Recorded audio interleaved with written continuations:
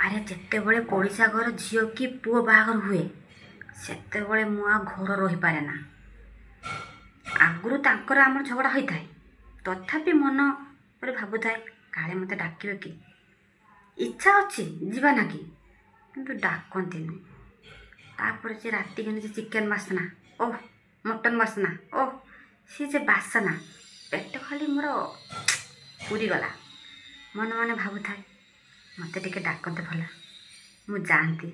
ଇଚ୍ଛା ଅଛି ଯିବା ନା କି, ମୁଁ ଟିକେ ଡାକନ୍ତେ ଭଲ।